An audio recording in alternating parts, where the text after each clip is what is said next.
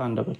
ግን አንዱ ሱራ አንዱ አያ በአንዱ መጽሐፍ አንድ ነገር ሲል በሌላ መጽሐፍ ሌላ ነገር የሚል ከሆነ አንድ መጽሐፍ ነው ያለው ሊባል አይችልም በምንም አይነት።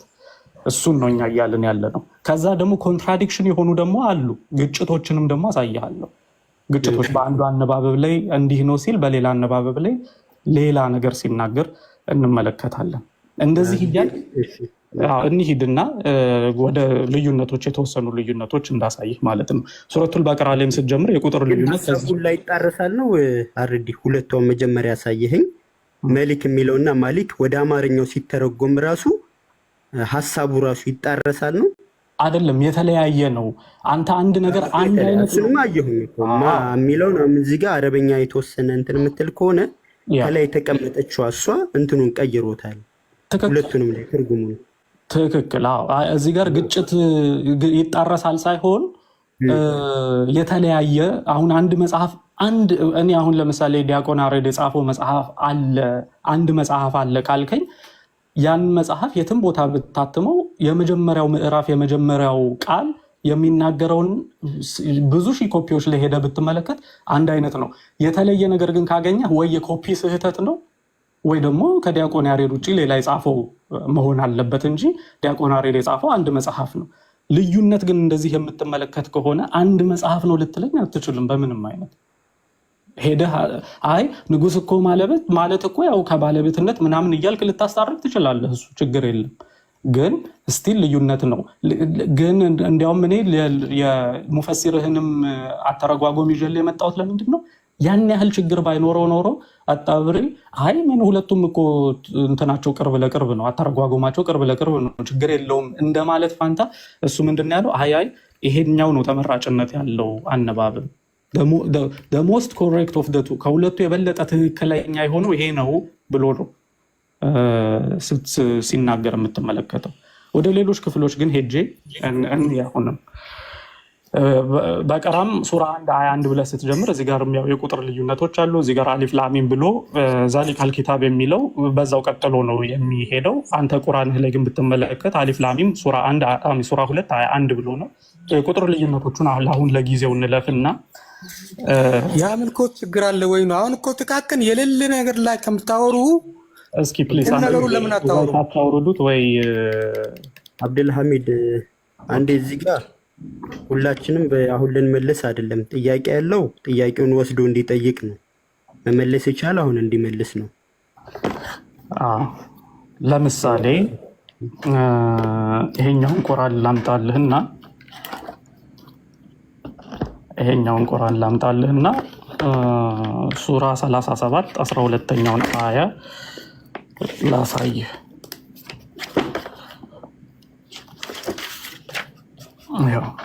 ሱራ 37 12ኛው አያ ይሄው 12 ምን ይላል? በል አጅብቱ ወያስከሩና ይላል አይደለ? በል አጅብቱ ተፍሲር ታውቃለህ አረብኛ ወይንስ? ኦኬ ይሄ በል አጅብቱ ሲል በማስተባበላቸው እኔ ተደነኩኝ ነው ትርጉሙ። ተናጋሪው አላህ ነው። አላህ ምን እያለ ነው? በሙሽሪኮች ሲያስተባብሉ እኔ ተደነኩ ነው። በል አጅብቱ ወያስኸሩና የሚለው ማለት ነው። እስኪ ያንተ ደግሞ የምታነበው ቁርአን ላይ ደግሞ ይሄንን ክፍል ምን ብሎ ነው የሚናገረው? ከዚህኛው ላይ ላሳይህ እችላለሁ። እሱም ተመሳሳይ ስለሆነ ሱራ 37 ይሄው ራሱ ሱራ ራሱ አያ ከፍቼ ሳነበው ምን ይላል? እዚህኛው ላይ በል አጅብተ ወያስኸሩና ይላል። በል አጅብተ የቅድሙ ላይ አጅብቱ ነበር ያየነው። እዚህኛው ላይ ግን አጅብተ ሲሆን ትርጉሙ ምንድን ነው የሚሆነው? በማስተባበላቸው አንተ ተደነክ ነው የሚለው ይሄኛው ቁርአን። ራሱ ሱራ ራሱ አያ ነው። በነገራችን ላይ አንተ የተባለው ማን ነው? መሐመድ ነው። ስለዚህ እዚህኛው ቁርአን ላይ ወይንም አንተ የምታነበው ቁርአን ላይ አላህ እየተናገረ ያለው ስለ መሐመድ ነው። በማስተባበላቸው ሙሽሪኮች በማስተባበላቸው መሐመድ አንተ ተደነክ ብሎ እዚህኛው ቁርአን ላይ ሲያስቀምጥ፣ እዚህኛው ቁርአን ላይ ግን እኔ ነኝ የተደነኩት ይላል አላህ። መሐመድ ነው የተደነቀው ወይንስ አላህ ነው የተደነቀው? አንድ መጽሐፍ አይ ሁለቱም ናቸው እኮ የተደነቁት የሚል ምላሽ እንሰማለን። አንድ መጽሐፍ ነው ግን ሊባል አይችልም። የተለያዩ መጽሐፍቶች ውስጥ ነው ይሄንን ነገር የምታገኘው። ኦኬ፣ የተለያዩ መጽሐፍቶች ውስጥ። እሺ እንቀጥል። አሁንም ግጭት እዚህ ላይ ይሄኛውን ቁርአን ደግሞ ላምጣልህ። የተለያዩ ቁርአኖች ነው በነገራችን ላይ እስካሁን እያመጣው ላይ ያለ። ሁለተኛውን ጨረስን። አላህ ነው ወይስ መሐመድ ነው የተደነቀው የሚለው የትኛው ነው? አላህ ነው መሐመድ ነው የተደነቀው? ስለዚህ እዚህ ጋር እኔም በሆን እዚህ ጋር ያላችሁ ሰዎች ጥያቄው በል አጂብቱ እዚህ ጋር ምሳሌ ክርስቲያን ወንድምና እህቶች ልዩነቱን ለማታውቁ በል አጂብቱ እዚህ ጋር ቱ የሚለውና እዛ ጋር በል አጂብተ የሚለው የደማና የፈታህ ልዩነት ይባላል በአረበኛ። እሱን ፓርት ማለት ነው የማውቀው። ይሄኛው ትርጉም እዚህ ጋር ያለው ተ ነው የሚለው ፈታ ይባላል። ያኛው ደግሞ እዚህ ጋር ያለው ደግሞ ደማ ይባላል። በል አጂብቱ የመጨረሻዎቹ ፊደሎች የሁለቱ ከላይ ያለው አለ አይደለ? ያነባበሩን እንትን ይቀይረዋል። እሱ ይቀይረዋል። አሁን ያንተ ፖይንት ወይ መሐመድ ነው የሚደነቀው ወይ አላህ ነው የሚደነቀው። ሁለቱም ስለመደነቅ ነው የሚያወራው፣ ግን ከሁለቱ የሚደነቁት ማን እንደሆነ የተለያየ እንትን ነው የሚለው ነው አይደለ? ልክ ነው። እሱ እንዳለ ሆኖ ግን ሁለቱም ናቸው የተደነቁት ብትል ለምሳሌ ችግር የለም እንደዛ ብለህ አስታርቅ። ያው ለእኛ ችግሩ ይገባናል፣ ግን እንደዛ ብለህ ብታስታርቅ አንድ መጽሐፍ ውስጥ አይደለም የተለያየ መጽሐፍ ውስጥ ነው ይሄንን ነገር የምታገኘው። ሁለት የተለያዩ ቁርአኖች ውስጥ እዚህኛው መጽሐፍ ላይ እና እዚህኛው መጽሐፍ ላይ። ስለዚህ አንድ መጽሐፍ ነው ያለው ልትል አትችልም በምንም አይነት። ምክንያቱም ግን ሶሪ ቀጥል ነው ግንህን እስኪ ልስማው። ግን ምን አሁን ምሳሌ ግጭት ያኛውንም እንደ ግጭት እንወስደው፣ እኔም ጥያቄ ስላለኝ ማለት ነው። ግን እዚህ መጽሐፍ ላይ ሆኖ ራሱ እርስ በራሱ እንደ ቅድሙ የሚፋለስ አሁን ይሄኛው አረፍተ ነገር አለ አይደለ? ሌላ ቦታ ሆኖ አጂብቱ የሚለው እዛ ጋር ደግሞ አጂብተ የሚል ራሱን አረፍተ ነገር እርስ በርሱ የሚጋጭም ቢሆን ብታገኝ እንደዛም አሪፍ ነው፣ ለጥያቄም እንዲመች ማለት ነው። እነዚህ ሁለት የተለያዩ እንትኖች ናቸው። ቁርአኖች ብለን ያመጣኸው እኮ ስንት ቁርአን ነው ያለው? አንድ ቁርአን ከሆነ ለምንድን ነው የተለያዩ መጽሐፍቶች? አሁን እኮ ነው ያሳየኸኝ እኮ ነው። አሁን አላውቅም እስከዛሬ አብዛኛው የትኛውን ዓለም ላይ ያለ ብዙ ቢሊዮን ህዝብ ሙስሊሙ የትኛውን ቁርአን ነው የሚጠቀመው? ሀፍስ የሚባለውን አንተ የምታነበውን ቁርአን እኔ ማለት የትኛውን ነው? ሁሉም ሰው የሚያውቀው ቁርአን የትኛውን ነው? ሀፍስ የሚባለው ሰው እያስተላለፈውን ቁርአን። ያኛው ቁርአን አሁን ላይ የሚጠቀመው ሰው አለ ብዛት? ይኸው ይሄንን እኮ አልኩ። ምዕራብ አፍሪካ ብትሄድ፣ ሰሜን አፍሪካ በተለይ ሞሮኮ ብትሄድ የሚጠቀሙት ያንተን አይደለም ይሄኛውን ቁርአን ነው። ይሄንን ቁርአን ነው የሚጠቀሙት አሉ። እንደየቦታው የሚጠቀሙባቸው አሉ። ሀፍስን እኮ ነገርኩ። ለምንድን ነው አብዛኛው ዓለም የሚጠቀምበት? 1924 ዓመተ ምህረት ላይ ካኖናይዝ ስታንዳርድ ስለተደረገ ስታንዳርድ ሲያደርጉት በቃ ይሄኛው ቁርአን ይሄኛውን አነባበብ እንምረጥ ብለው ስለወሰኑ ነው እንጂ could have been any of this ከነዚህ ውስጥ አንዱ ሊሆን ይችል ነበረ። ያንን የመረጡበት ምክንያት እንደ ምክንያት እኔ ካነበብኩት ውስጥ ተጅዊዱ ቀለል ስለሚል ነው። ሌላ ምክንያት ይኖረዋል ወይ? እኔ እስከማውቀው ድረስ አላቅም። ሌላ ምክንያት ይኖር ተጅዊዱ ቀለል ስለሚል የሀፍስ ተመረጠ የሚለውን ግን አንብቤ ያለውኝ አይቻለሁ። ሌሎች ምክንያቶችም ሊኖሩ ይችላሉ፣ እኔም አላውቅም። ለዛ ነው የሀፍስ ጸደቀ። ከዛ በኋላ ሰው በብዛት እሱን መጠቀም ጀመረ። ሳውዲ አረቢያም እሱን ተከትላ ከግብፅ ተከትላ ያንን ነገር አስፋፋች። በዓለም ላይ እሱ ተሰራጨና ብዙ ሰው እሱን መጠቀም ጀመረ። የአማርኛውን ቁርአን ሲተረጎም ሼህ ሳዲቅ እና ሳኒ ሲተረጉሙ የተረጎሙት ከሀፍስ ቁርአን ላይ ነው። ከነዚህ አሁን ለምሳሌ ሱራ 37 12 ላይ ሄደ ብትመለከት በማስተባበላቸው አንተ ተደነክ የሚለውን ነው እንጂ የምታገኘው በማስተባበላቸው እኔ ተደነኩ የሚለውን አታገኝም በአማርኛ። ለምን? ከዚህ ቁርአን ላይ ስላልተረጎሙ። እነሱ የተረጎሙት ከሀፍስ ላይ ነው። እነሱ የተረጎሙት ይሄኛውን አነባበብ ስለሆነ፣ ስለዚህ የሚተረጎምበት ቁርአን ራሱ ፋክተር አለው ማለት ነው። የአማርኛ ቁርአን የተተረጎመው ከሀፍስ ላይ ነው። አንድ ግጭት ላሳይህና ልዩነት በዛው ሰዓትንም እንዳልወስድ ማለት ነው። አርዲ ያሁን ያስረዳኸኝ እንዳለ እንትኖችን አግኝቻቸዋለሁ። ግን ምናልባት ያው የተዘጋጀህበት አንተ ካለ እዚህ ጋር እኔም ሌሎችም እንዲያውቁና ሄደው ዋሂድ ጋር እንዲጠይቁ ሌሎች ወንድሞች ጋር እንዲጠይቁ አሁን እንደዚህ ልዩነት ያላቸው አንቀጾች ላይ የአላህን አንድነት የነብዩን መልእክተኛነትና እዛ ላይ የወጡትን ህግጋቶች ስለ ቁርአን ነው ማውራ፣ ስለ ሐዲስ አይደለም። የፈጣሪ ቃል እዚህ ጋር ስለተባለው ስለ ቁርአን የሚጋጭ አለ አይደል? እና አሁን እንዳሳየኝ የተለያየ ቁርአን ላይ ያለው ስለ ፈጣሪ አንድነት፣ ስለ ነብዩ መልእክተኛነት እነሱ አላህ ስላወጣው ህግ የሚጣረስ አሁን የቋንቋ ልዩነት ኖሮ የሚጣረስ ካለ እዚህ ጋር ምሳሌ ተሰጠንና ሄጄ እጠይቃለሁ ማለት ነው። ትርጉሙ ሲተረጎም ሌላ ከበድ ያለ ስህተት የሚያመጣ መሰረታዊ የሆነ የእስልምና አስተምህሮን የሚቀይር ልዩነት ብዬ አይደለም እነዚህን የማሳይህ ለምንድን ነው መሰለህ? እነዚህን እስልምና ለብዙ ዘመናት ሲነገር እንደ መፈክርም ጭምር የምንሰማው ነገር ምንድን ነው? ቁርአን ሐረካት በሐረካት ነጥብ በነጥብ ሐርፍ በሐርፍ አንድ ቁርአን ነው። ለ1400 ዘመን ምንም ነገር ሳይቀየር አንድ ቁርአን ነው እየተባለ አንተም ጭምር ይኸው ዛሬ ላይ መተህ እነዚህን ከማየትህ በፊት ሐርፍ በሐርፍ አንድ አይነት ነው፣ ሐረካት በሐረካት አንድ አይነት ነው ብለህ እንደምታስብ አልጠራጠርም። ያ ደግሞ ይሄ እስልምና በተቋም ደረጃ የሚያወጣው መፈክር ነው እንጂ እውነት አይደለም። ለምንድን ነው እንደዚህ የሚደረገው? ሰዎችን እምነት ውስጥ ማቆየት ከተፈለገ ወይንም ሰዎችን ወደ እምነት መጥራት ከተፈለገ እውነቱን ተናግሮ ነው መደረግ ያለበት። እውነት ስለሰዎቹ እንደ መፈክር እናንተ እኮ መጽሐፍ ቅዱሳችሁ እንደዚህ ሆኖ አብዛኛው ሙስሊም እነዚህ ልዩነቶች እንዳለ ሳያቅ እስልምና ውስጥ መጽሐፍ ቅዱስ ላይ ግን ችግር እንዳለ ግን ያውቃል። መጽሐፍ ቅዱስ ላይ እኮ ልዩነት አለ፣ መጽሐፍ ቅዱስ ላይ እኮ እንደዚህ አለ።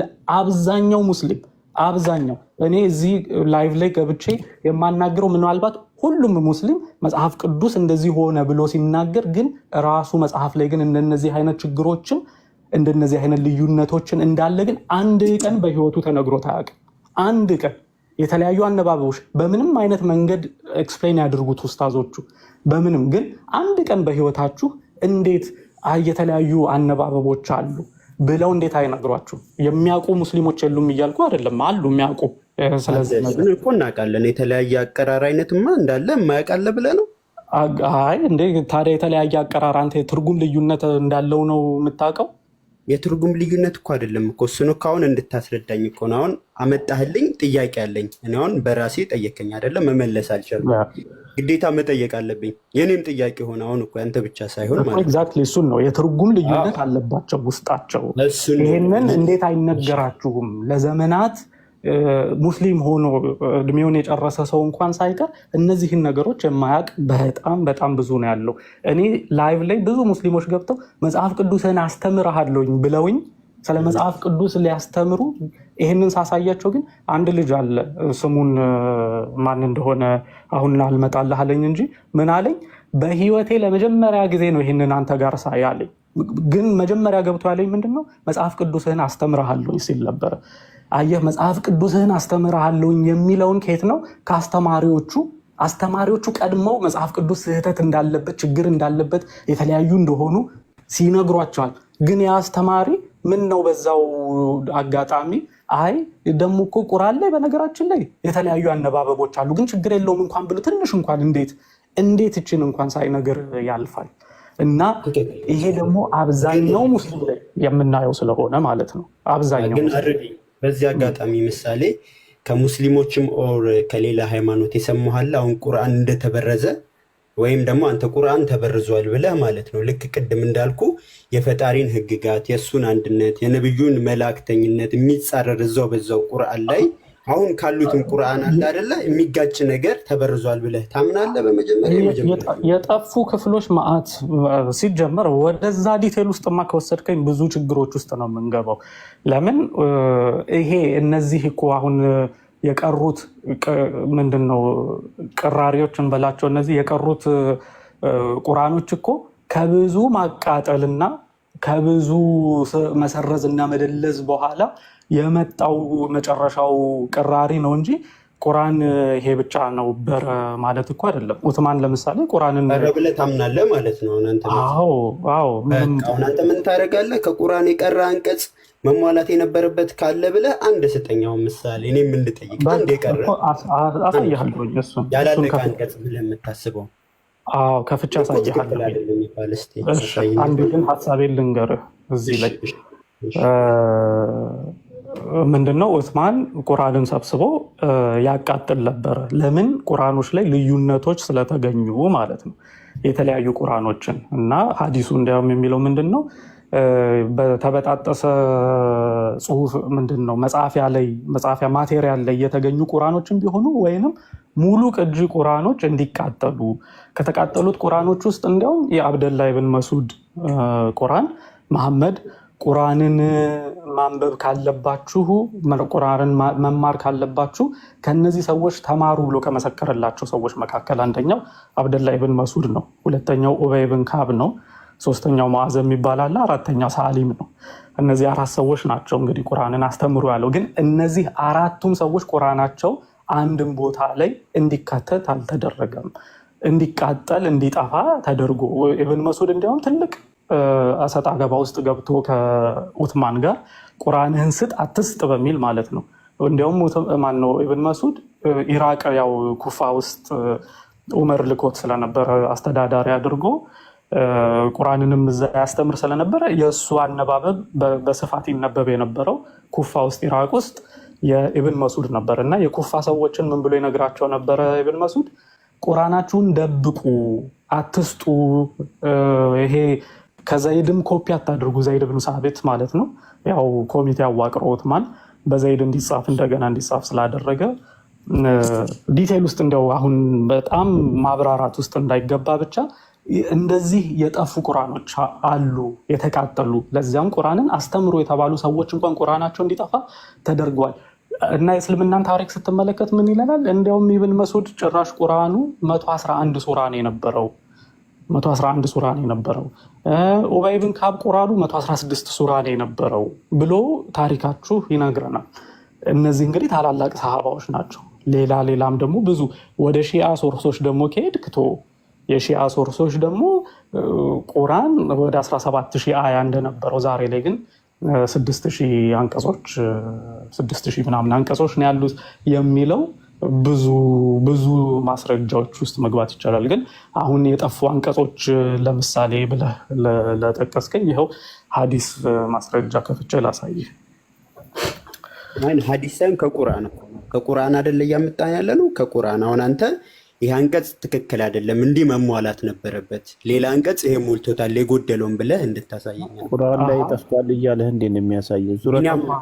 ሱረቱ ዙክሩፍን አሳየውና እሺ ወንድም የዘላለም ቁርአን ውስጥ የለም ጠፍቷል እያለ ከቁርአን አሳየኝ እንዴት ትለዋለህ? ጥያቄ ራሱ የጎደለ ካለ አንዱ ለቢያንስ የተሟላ መሆን አለበት። እንደ ጎደለ በምን ሊያውቅ ይችላል?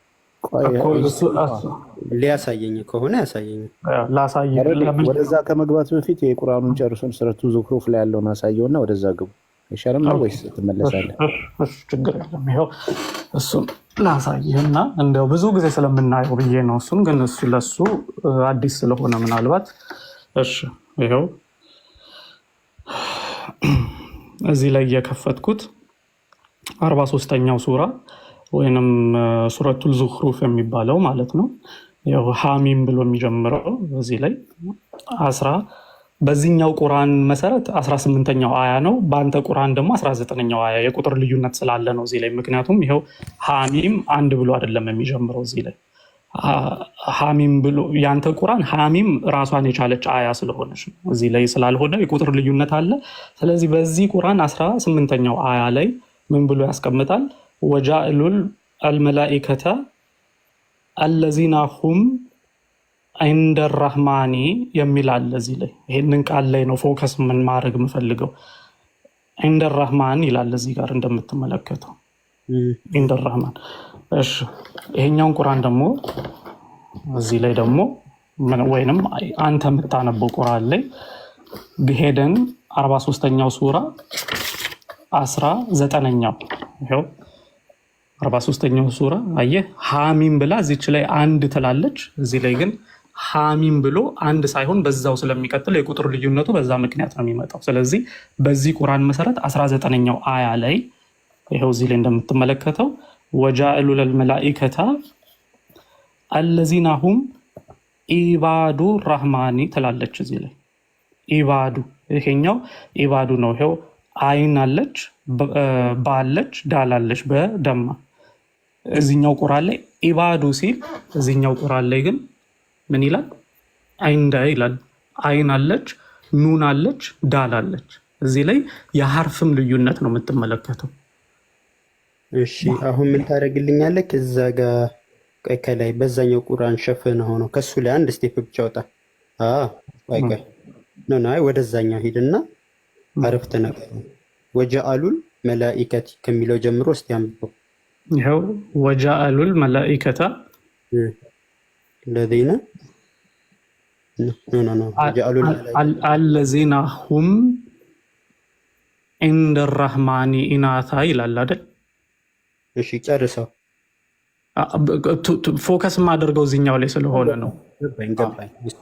እሷን አወጣን አይደለ? ከዛ አንድ ስቴፕ ወደታች እስከ ቁጥሯ ወደታች እስከ ቁጥሯ እንሄድና ያኛውንም አንቀጹም ማለት ነው ሙሉ ታነበውና፣ በእርግጥ ልክ ነህ። ያችኛውን ፎከስ የምናደርገው እዛ ጋር ነው። ልክ ሲነበቡ እንደሚለውንና እዛ ጋር ኢባደ ምናምን የሚለውን ማለት ነው ትርጉሙ ምን ያህል ሲተረጎም እንዳመጣ ከዛ አብረን እንየው እስቲ።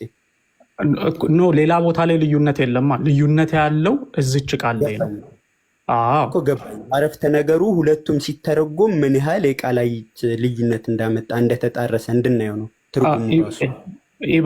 ኢባድ ማለት ትርጉሙን ታውቀዋለህ ምን ማለት እንደሆነ?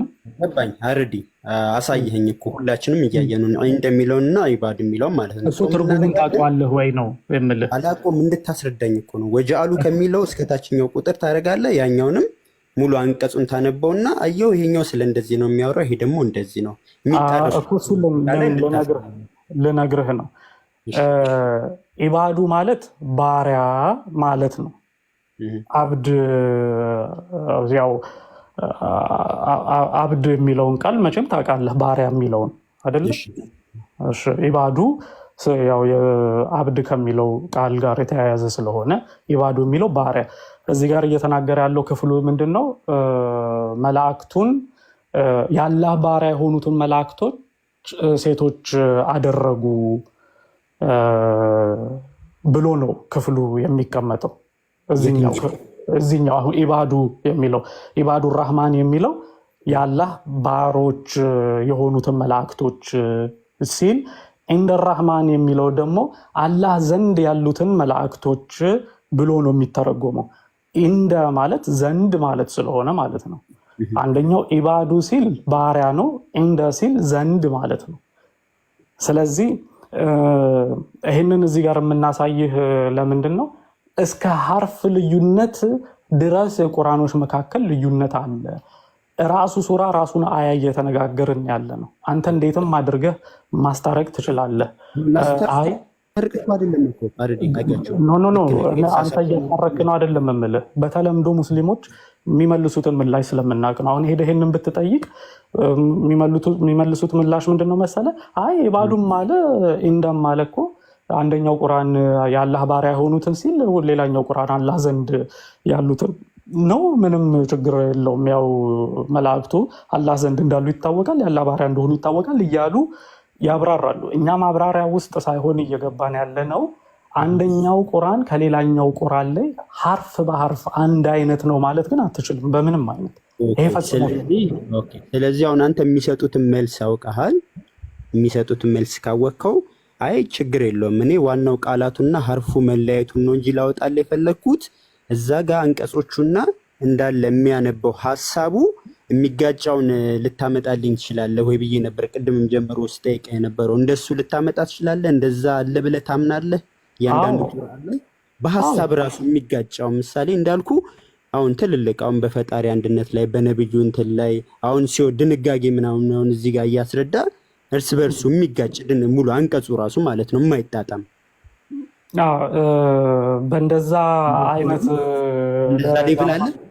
በእንደዛ አይነት ደረጃማ ልዩነት ቢኖር ኖሮ ከማቃጠል ወደኋላ አይባልም። በእስልምና ኡስማን እየሰበሰበ ያቃጠል የነበረው ቁርአኖች እዛ ውስጥ ያለው ልዩነቶች ዛሬ ላይ አሁን እንደዚህ አይነት ኮንትራዲክሽን ለመኖርና ለመኖሩ ምንም ፕሩፍ የለም። ሲያቃጥሉ ሲጠፋ ስለነበረ ግን ስለጠፉ ሙሉ ስለጠፉ አንቀጾች ሙሉ የጠፋ ሱራ ሁሉ እንዳለ ሙሉ የጠፋ ሱራ እንዳለ እሱን ማስረጃውን ላሳይ። በኮንትራዲክሽን ደረጃም አሁን ለምሳሌ እነዚህም ማሳይ ቁርአን ላይ ለምሳሌ ስለ ሉጥ ቤተሰቦች የሚናገርበት ክፍል ላይ ስለ ሱረቱል ሁድ ላይ ሱራ 11 ላይ ለቁርአኖች ሱረቱል ሁድ ላይ የመላእክቱ ወደ ሉጥ መጥተው ሉጥን ያዘዙት ትእዛዝ አለ። እዛ ትእዛዝ ላይ አንደኛው ቁርአን ላይ መላእክቱ ምንድን ያዘዙት ይላል? ቤተሰብህን ይዘህ ውጣ ሚስትህ ብቻ ስትቀር ብሎ ነው ያዘዘው ይላል። ምናልባት አንተ በተለምዶ የምታነበው ቁርአን ላይ ሚስት ብቻ ስትቀር የሚለውን ነው የሚያስቀምጠው። ስለዚህ ሉጥ ያዘዙት ምንድን ነው? ቤተሰቡን ይዞ እንዲወጣና ሚስቱን ግን ይዞ እንዳይወጣ ነው የታዘዘው። ሌላኛው ቁርአን ለምሳሌ የኢብን ከሲር በተለይ ደግሞ የቁንቡል የሚባለው ኢብን ከሲር ተማሪ ባስተላለፈው ቁርአን ላይ ግን ምን ብሎ ነው የሚናገረው? ማንም ሰው እንዳይዞር ሚስት ብቻ ስትቀር ነው የሚለው እሱ ያስተላለፈው ቁርአን ላይ። ምንድነው እዚህ ጋር የሚሰጠው ትርጉም? ይህን ደግሞ ሙፈሲሮችህንም ከፍቼ ላሳይ እችላለሁ። ምን ይላሉ? የዚህኛው የኢብን ከሲር ቁርአን ላይ ሉጥ ሚስቱን ይዞ እንደወጣ ያሳያል። የሐፍስ ቁርአን ላይ ግን ሚስቱን ይዞ እንዳልወጣ የታዘዘው እንዲይዟት እንዳይወጣ፣ ሁለተኛው ላይ ግን የታዘዘው መዞራቸው ላይ ስለሆነ ኮንትራዲክሽን ነው እዚህ ጋር ብለው በአፍ በተለይ ሼክ መሐመድ አልአሚን አልሻንቄቴን የምታውቃቸው ከሆነ በአፋቸው 1% የቀረኝ ሰው አንድ ጊዜ ቆይ ስልክ የለፈቅ እያወራው ግን ቻርጀር የላምጣን ዘጋርዲ ከዛ በፊት ወደ ዋናው ፖይንት ስንመጣ አሁን የተለያዩ ቁርአኖች እንዳለ ኤቪደንስ አሳይተኛል። እዛ ጋር የሐርፍ ልዩነትና የእንትኑ ማለት ነው። ሶ ትልልቅ ስህተት እንደሌለበት አሁን ያው ላሳይ አልችልም፣ ቢኮዝ በፊት የተቃጠለ ሊኖር ይችላል ብለኛል። ለጠይቅ የፈለኩት ጥያቄ አሁን የሻአ ሙስሊሞች አሉ አይደለ? ሰምተህ ከሆነ የሻአ ሙስሊሞች የራሳቸውን ቁርአን አላቸው ብለህ የምታምን ከሆነ ከአብዛኛው ሙስሊም ጋር እነዛም ቁርአን ብለው ስለጠሩት እዚህ ጋር ትክክለኛ ሁሉም ሰው የሚጠቀምበት ቁርአን አለ። ያኛውም የፈጣሪ ቃል ነው፣ ይሄኛውም ቁርአን የፈጣሪ ቃል ነው። ልዩነት አለው ብለህ ነው የምታስበው? እነሱንም ትቆጥረዋለህ? እንደ ፈጣሪ ቃል እንደ ቁርአን አድርገህ ትቆጥረዋለህ? ሺዓዎች ለብቻቸው የተለየ ቁርአን የላቸውም። በነገራችን ላይ አይ ነገሮች ምንድን የላቸው። እነሱ እንዲያውም የሚገርምህ ሐፍስን ነው በብዛት የሚቀበሉት። እነዚህ እንደ ሱኒዎቹ የተለያየ አነባበብ የሚለውን ሀዲሳቶቹን ስለማይቀበሉ በስፋት የሐፍስን ነው የሚቀበሉት። እንዲያውም ሐፍስ ሺያ ነበረ ብለውም ያስባሉ። ሐፍስ የሚባለው ግለሰብ ሺያ ነበር። ለምን? ሰንሰለቱን ስትመለከተው ሐፍስ ከአስም፣ አስም ከአብድራህማን፣ አብድራህማን ከአሊ ስለተማረ፣ አሊ ደግሞ ያው እነሱ ሺያቱላ አሊ ነው የሚባሉት የአሊ የአህሉል ቤት ተከታዮች ስለሆኑ የሚቀበሉት እነሱ የሐፍስን ነው በስፋት እንጂ የተለያዩ አነባበቦች የሚባለውን ኮንሰፕት ፈጽሞ አይቀበሉ። የሚጠቀሙት ይሄ አብዛኛው ሙስሊም የሚጠቀምበትን ቁርአን ነው የሚጠቀሙት። አዎ ትክክል። ስለዚህ ልጠይቅ የፈለኩት አርዲ ስለ ሙሐመድ ያላቸው አመለካከት እንዴት ነው? ሻዎች ታውቃለህ?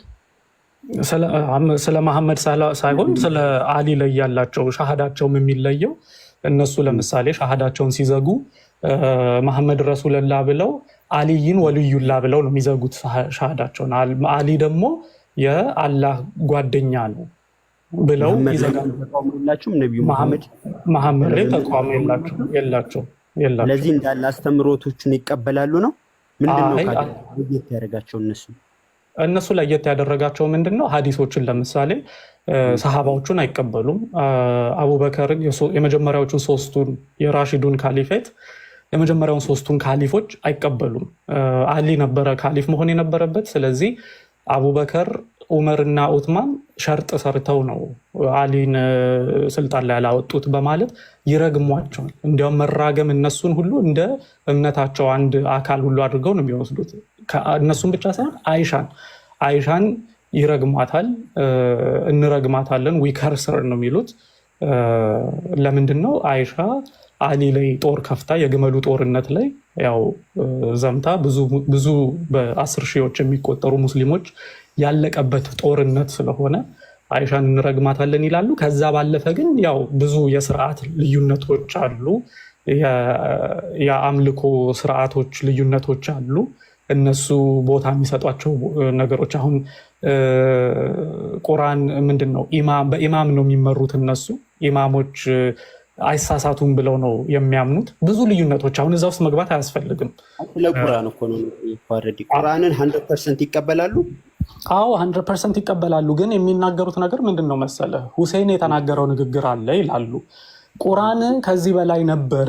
እንዲያውም አንድ ነገር ልንገርህ፣ ሺያዎች የሚሉት ምንድን ነው፣ ስለ ጋዲርኩም ሰምተህ የምታውቅ ከሆነ ያው የመጨረሻው የመሐመድ ሰርመን የሚባለው የመጨረሻው የመሐመድ ስብከት የሚባለው ስለ ጋዲርኩም የሚባለው እንግዲህ አጠራሩን በስነስርዓት ሳልጠራው ቀርቼ ሊሆን ይችላል። ጋዲርኩም ላይ አሊን ሾሞታል የሺያዎች አስተምህሮ። ለምሳሌ አሊ ካሊፍ እንዲሆን ተሹሟል እዛ ላይ ሲል ትልቅ ልዩነት ያለው፣ ሱኒዎች ደግሞ በፍጹም እዛ ላይ አይደለም ብለው ነው የሚናገሩት። እና ይህንን ያነሳውልህ ለምንድን ነው መሰለ፣ የሺያዎች ትልቁ እንትናቸው ስለዚህ ይሄ ጋዲርኩም የሚለው ላይ ሆኖ ግን ዘገባዎቻቸውን የሺያዎች ዘገባዎች ጋዲርኩም ላይ ስለ ቁርአን መበረዝ የተዘገበው ዘገባ ከጋዲርኩም በላይ መዓት ነው። መዓት አይገናኝም ሁላ ቁርአን ተበርዟል፣ ተበላሽቷል ብለው የሚዘግቡ መዓት ዘገባዎች ነው ያላቸው። ግን ሁሴን ምን ብሎ ተናግሯል ብለው ይላሉ፣ ቁርአን ከዚህ በላይ ብዙ ነበረ፣ ለመሐመድ የወረደለት ብዙ ነበረ፣ ግን ዛሬ ላይ እጃችን ላይ ያለው ይሄ ስለሆነ በዚህ ተጠቀሙ እስከ ቂያማ ቀን ድረስ ብሎናል ይላሉ ሺያዎች። ስለዚህ በዛ እንጠቀማለን እንጂ ይሄ ብቻ ነበረ ብለን ግን አናምንም ነው የሚሉት። ይሄ ብቻ ነበረ አንልም፣ ግን ያለው ግን አሁን ይሄ ስለሆነ አማራጭ ስለሌላቸው አንድን ይጠቀማሉ። ዘላለም አርዲ ይሄ ሁሉ እኮ መድከም የለብን ባይዘው። ይሄ ኡስታዞች ጋር ሄደ ሂስትሪ ኦፍ የእስልምናን ታሪክ የቁርአኖቹን የሀርፎቹን የቂራቶቹን እነዚህ ሁሉ መጠየቅ ያለብህ እኮ አርዲን አይደለም ዘላለም ባይዘው። እነዚህ ሁሉ ጥያቄ አሁን አርዲ ኢንፎርሜሽን ሰጠ።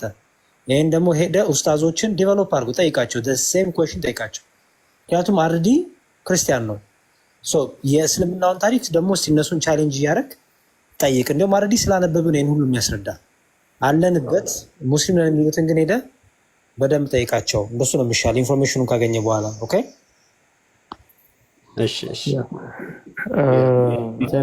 አረዲ የቅድም ሱረቱ ዙክሩፍ ላይ ያለው ሀሳብ በእርግጥ ልዩነት ሲል እኔ እንደ ትልቅ ልዩነት ነው የማየው እና በአንድ አያ በአንዱ ስራ በአንድ አያ ላይ አንዱ ቁርአን ላይ መላእክቶች የአላህ ባህሪያ ናቸው ሲል፣ በሌላኛው ቁርአን ያው ራሱ አያ ያው ራሱ ሱራ ላይ ደግሞ አላህ ዘንድ ናቸው ብሎ ሲል ትልቅ ልዩነት ነው። ለምሳሌ ይሄን የሚያነቡ አላህ ዘንድ ናቸው ብለው የሚያነቡ የአላህ ባህሪያ መሆናቸውን አያውቁም፣ እውቀት የላቸውም። ቁርአኑን የሚያነቡ ማለት ነው። አሁን የትልቅ ልዩነት ነው፣ እንደቀላል የሚታይ ነው ብዬ አላስብም። ስለዚህ ለዚያውም ደግሞ በአንድ ሰው ነው የተጻፈው። ልብ አድርጉ፣ በአንድ ሰው ነው የመጣው፣ በአንድ ሰው ነው የተጻፈው፣ ቃል በቃል ነው የወረደው። ስለዚህ አላህ የትኛውን ነው የተናገረው? መሐመድ የተቀበለ የትኛውን ነው?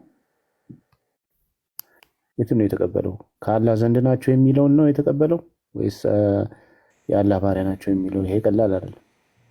ልክ ነው። ሺያቶች ቅድም ያልከው ጋር እሷን እንትን ልበልና ልተኛ ልወጣ ነው።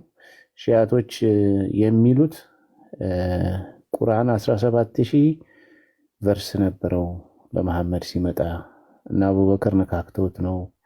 ስለዚህ አማራጭ ስለሌለ እንጠቀመዋለን። መህዲን ሲመጣ ግን ሙሉን ቁርአን ይዞልን ይመጣል ብለው ነው ተስፋ የሚያደርጉት እነሱ ሺያቶች። መህዲንን የሚጠብቁት አንዱንም ሙሉን ቁርአን ይዞልን ይመጣል ብለው ስለሚያስቡ በሙስሊሞች ደረጃ በዚህን ያህል ደረጃ ቁርአን ተበላሽቷል ጠፍቷል ካሉ አሁን ትላልቅ ሀሳቦችን የተበረዙ ሀሳቦችን ለማውጣት ሪሶርስ የማይገኝበት ደረጃ አድርሰውታል ማለት ነው።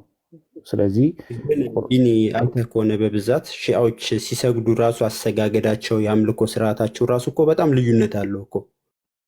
ቁርአኑን ቢቀበሉ ራሱ ከየት አምጥተውት እንደሆነ አንዳንድ ነገሮችን አሩን ነው በጣም ሙስሊም የተለየ ነው። ናቸው እኮ አሁን እኛ እነሱ ሙስሊም ናቸው፣ ኢንፎርሜሽን ከእነሱ እንወስዳለን። አንተ ሙስሊም ነህ ብለህ ክሌም እንደምታደርገው የአንተ አሰጋገር ትክክል አይደለም ብለው እነሱም ክሌም ያደርጋሉ አንተ ጋር ማለት ነው። አንተ በምታያቸው ልክ እነሱም እንደዛ ነው የሚያው፣ ግን ሙስሊሞች ናቸው። ስለዚህ ኢንፎርሜሽን ከእነሱ እንወስዳለን። እነሱም ሰንሰለት አላቸው። ይህን ሲናገሩ ዝም ብሎ አይደለም እኮ እስከ መሐመድ ድረስ የሚደርስ ሰንሰለት አስቀምጠው ነው ልክ እንደናንተ ማለት ነው። ያለ ሰነድ አይናገሩም። ስለዚህ በዚህ ደረጃ ከሙስሊም ከራሳቸው ከሙስሊም በዚህ ደረጃ ኢንፎርሜሽን ከመጣ ለምንድን ነው እኛ ኢንፎርሜሽኑን የምንገፋው ማለት ነው?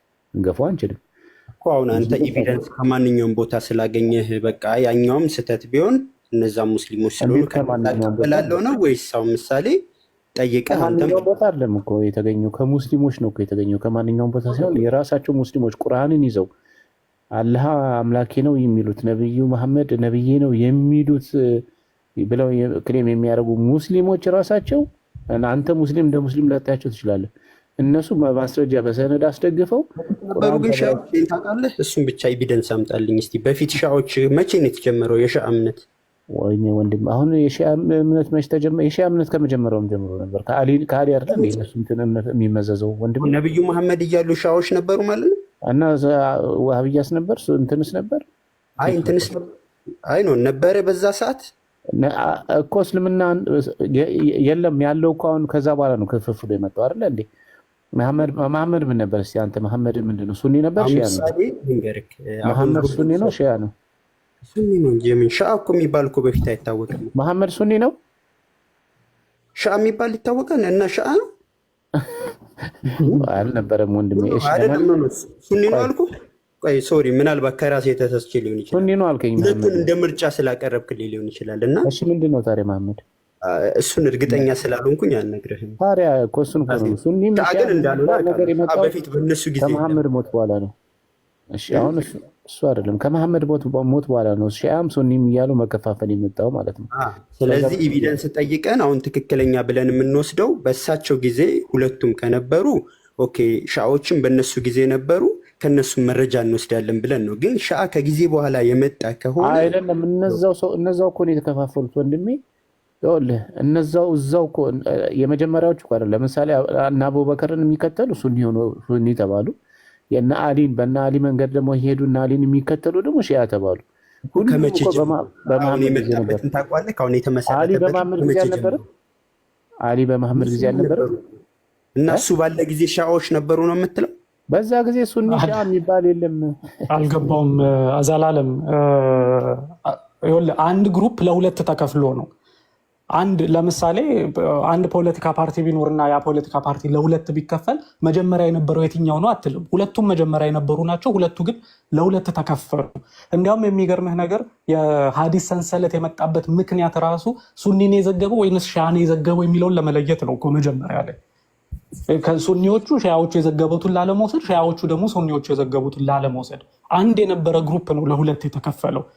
ለምን? የሀሳብ የአመለካከት ልዩነት ስለመጣ። ስልጣን ማን ነው መውጣት ያለበት?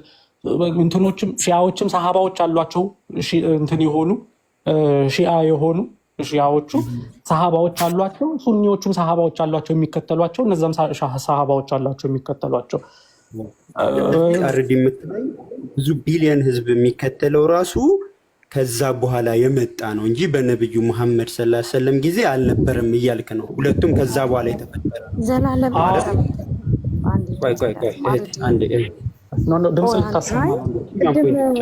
መዝሙር ያሬድም ሲናገሩ ነበር እና ብዙ መረጃዎች ስለተሰጠህ እንዳይጠፉብክ ሂደህ ጠይቀህ እንደው በጣም ይቅርታ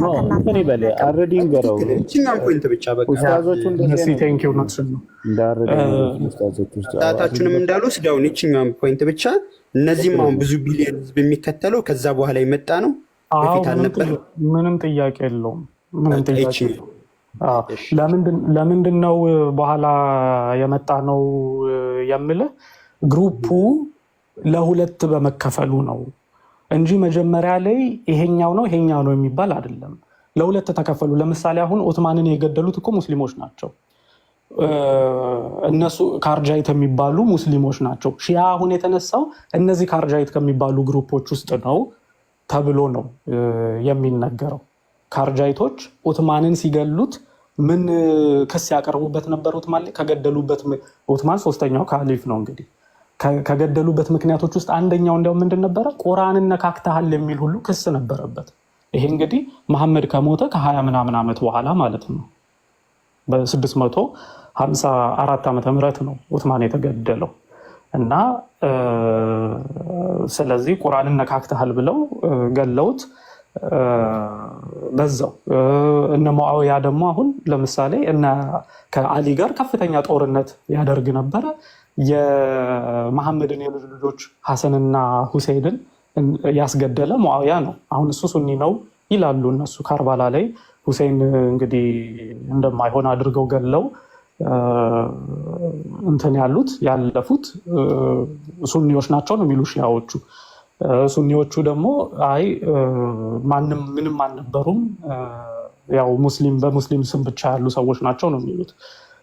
እና ሙስሊሞች ግን ይህንን ነገር እንዳደረጉ ግን ምንም ጥያቄ የለውም። ዞሮ ዞሮ ኤኒዌይ ከዚህ በላይ አረድ ያው ብታስረዳኝ ደስ ይለኝ ነበር፣ ግን የእናንተንም ሰዓት ለመቆጠብ እኔም አሁን የምፈልጋቸው ስለተመለሰልኝ አሁን ምሳሌ አግኝቼ ብመጣ የመጨረሻ አንድ ነገር ልበልህ በቁርአን ዙሪያ በተገናኘ ቅድም የጠየቀው ጥያቄ ላይ።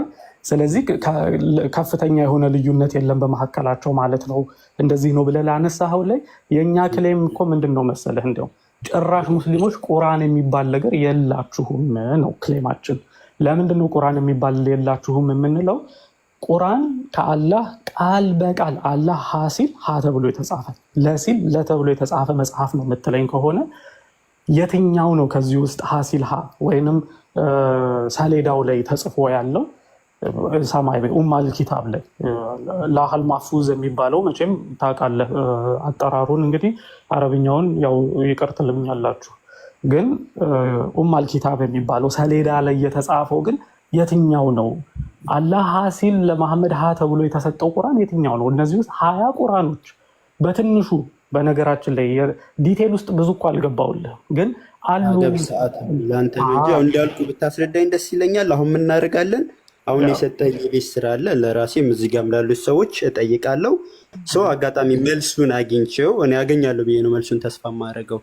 ለራሴ ተረድቼ እዚህ ጋር ላሉትም ሰዎች ያው እንትን እንዲሉ ፈልጋለሁ። አንተም እዛ ጋር መልስ የምትፈልግ ከሆነ ማለት ነው እነሱ ከተስማሙልኝና አሁን እንደተወያየ ነው በጨዋ ደንብ እነሱ ቢጋብዙ ኢንቫይት ያደረጉ እንዴት ነው? ፈቃደኛ ነህ? እኔ በኮሆስት ለመወያየት ብዙ ጥሪ አቅርቤያለሁ። ብዙ ጊዜ በኮሆስት ቤታቸው ሳይሆን እኔም በቤቴ እነሱም በቤታቸው እንዲያደርጉ። ግን የሙስሊሞች ብዙ ጊዜ ምላሻቸው የሚሆነው ምንድነው? አይ መጽሐፍ ቅዱስም አንድ ላይ ካልተነሳ እኛ ቁርአንን ለብቻው አንመልስም። ለምን ቁርአንህን ጥያቄ ለመመለስ የግዴታ መጽሐፍ ቅዱስ መነሳት አለበት? እንዴት አይነት አስተሳሰብ እንደሆነ አላውቅም፣ ግን ብዙ ምክንያት ሰምቻለሁ። አንደኛው አንተ አረብኛ ሳትችል ሲጀመር እነዚህን ልዩነቶች የሚሉ፣ ሌላኛው አይ ምክንያቶች ናቸው እነዚህ ወደ ውይይቱ ላለመምጣት ምክንያቶች ናቸው። ከምክንያት ውጭ መጽሐፍ ቅዱስ አሁን ሳይጠይቁ መጀመሪያ አሁን ባነሳበት ሀሳብ እነሱም በጣም ሶሪ መጀመሪያ ሄደ ጠይቅ። አሁን አርዲን ለውይይት ኢንቫይት ከማድረግ በፊት ጋው ሄደ አንተ መጀመሪያ ራስህን ጠይቅ፣ የራስህን እውቀት ዲቨሎፕ አድርግ፣ ራስህን አድን መጀመሪያ። ከዛ በኋላ ዋንስ መልስህን ካገኘ በኋላ ናና ለእኛ ንገረን። ከዛ በኋላ አንተም እርግጠኛ ስትሆን እርግጠኛውን መልስ ካገኘ በኋላ መተህ አርዲን እነሱ ቤትም ሄደህ ከአርዲ ጋር በዚህ ጉዳይ እንድታወሩ ፈልጋለሁ በላቸው። መጀመሪያ ግን አንተ ጥያቄ ይመለስ። አሁን ሁለተኛ ገና አርዲ ለማዋየት ታስባለህ አንተ መጀመሪያ እንደ ሁለተኛ እኮ ነው። መጀመሪያ በደምብ ሳይን ፕሊዝ በቃ ሄደ ጨርስ፣ ጥያቄህን ጠይቅ። እስኪ በቃ ድረስ እያንዳንዱ ልክ እኛ እንደጠየቀ እነሱን እያንዳንዱ ጠይቃቸው። ከዛ መልስ ስታገኝ ናና እኛ ጋራ ባለፈው ጠይቃችሁ መልስ ይሄን አግኝቻለሁ አርዲ በዚህ መልሱ ዙሪያ ተስማማለሁ የሳትሰው አልስማማም ካለ ኦኬ ውይይት አሬንጅ ላድርግልህ ወይ በለው። ኦኬ በጣም ሶ ኢዚ በቃ እሱን አርግና ጨርስ። በቃ እንደዛ አደርጋለሁ። መልስ ከሰጠኝ በኋላ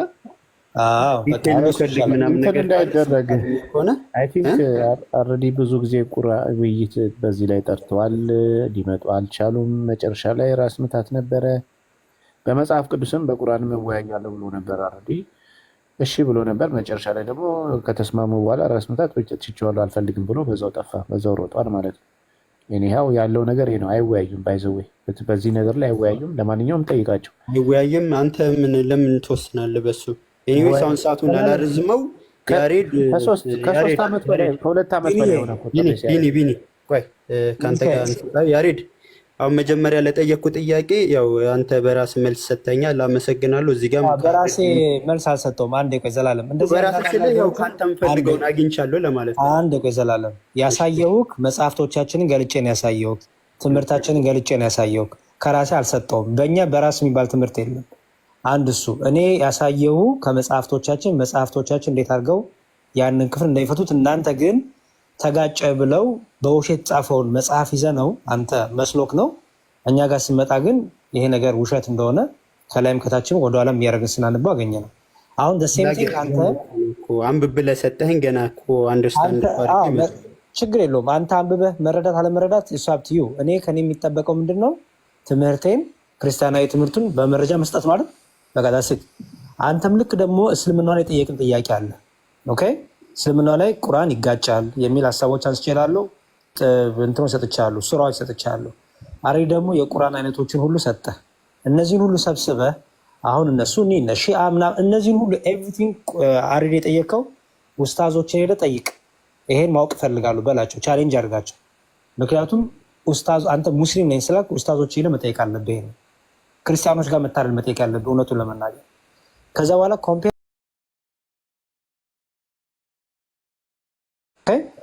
አንድ በዛውም ይዘህ የምትሄደው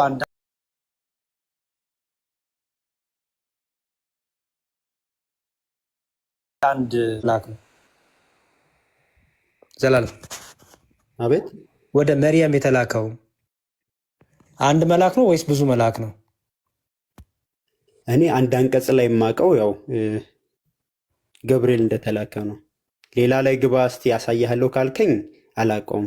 እሺ ገብርኤል ካልክ ልጠይቅህ ነው። ገብርኤል ማለት ነው አረብኛ ነው። ገብርኤል ጅብሪል ነው። ጅብሪ ማለት ነው። አሮን ነው።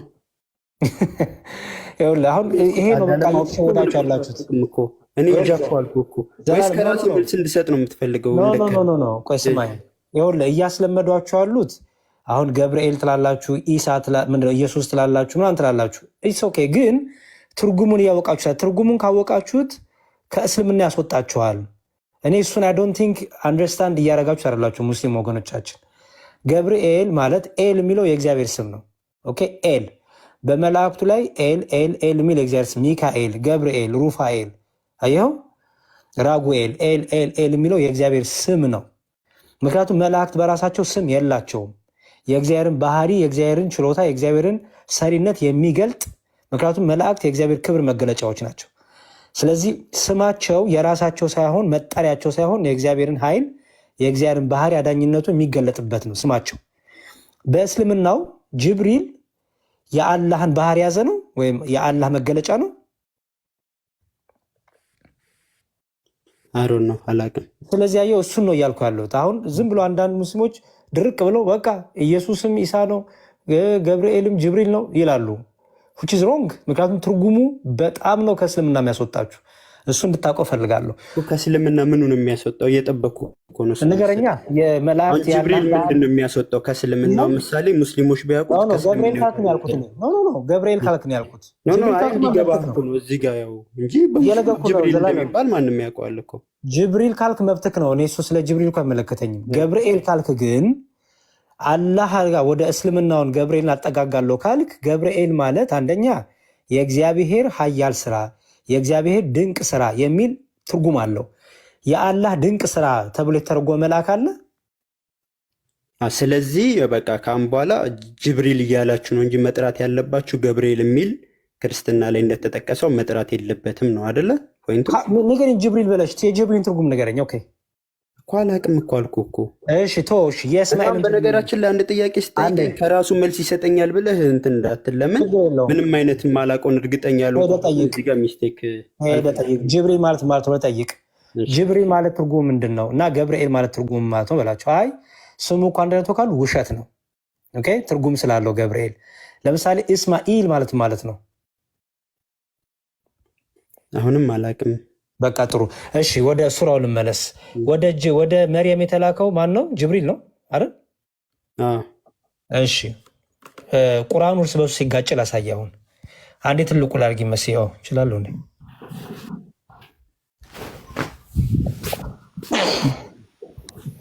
ቁርአኑ እርስ በርስ ሲጋጭ ላሳየ ሱራ። አሁን ይህንንም በዛው እንጠይቅ ፈልጌ ነው። እሺ እዛ እንጨርሳለን። ሱራ 3 የስሙን ትርጉም ልንገረው። ጆከር ትርጉም ጆከር አንዴ እንዴ ምን ሆናል? አሁን መተላውራት ላለ እንዴ አንዴ ሚውት አድርገን ጠብቀን። እሺ ሱራ 3 ስትገቡ ሰው እስኪጨርስ ጠብቁ ፕሊስ። እሺ ሚላል መላእክትም ያሉትን አስታውስ ይላል። አየው መላእክትም ያሉትን አስታውስ። መርየም ሆይ አላህ በእርግጥ መረጠሽ አነጻሽም በዓለማት ሴቶች ላይ መረጠሽ። ማን ነው የሚለው? መላእክትም ያሉትን አስታውስ። ኦኬ መላእክትም ነው አይደል? አንድ መልአክ ወይስ ብዙ መልአክ?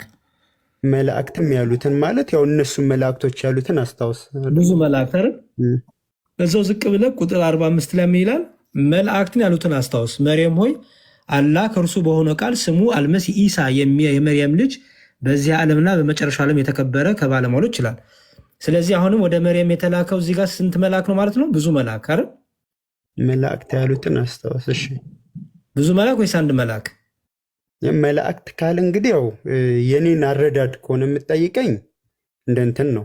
ከዛ ስጠይቅ ደግሞ እነሱ የሚሉትን እንሰማለን። ያንተን አረዳድ ምንድን ነው? እዚህ ጋር መላእክት ያሉትን አስታውስ። እነሱ ያሉትን መላእክት ያሉትን ስንት? አንድ መልአክ ወይስ ብዙ መልአክ? ቁጥሩን እኔ እንጃ፣ ግን መላእክት ለአንድ እንዳልሆነ ነው። መላእክት ያሉትን የተባለ ብዙ እኮ ነው። ይሄ እኮ ምንም ቀላል እኮ ነው። ከአንድ በላይ ነው። ይሄ እኮ ምንም ወንድሜ እንደ እሺ ከአንድ በላይ እኮ አልኩህ እኮ።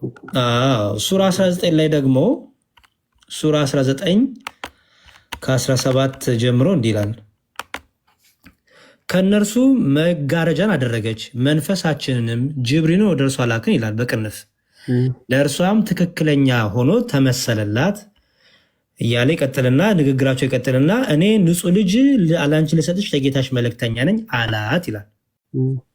ስለዚህ አሁን እዚህ ጋር ደግሞ ስንት መልአክ ነው ያለው? ንጹሕ ልጅ ለአንቺ ልሰጥሽ የጌታሽ መልእክተኛ ነኝ አንድ።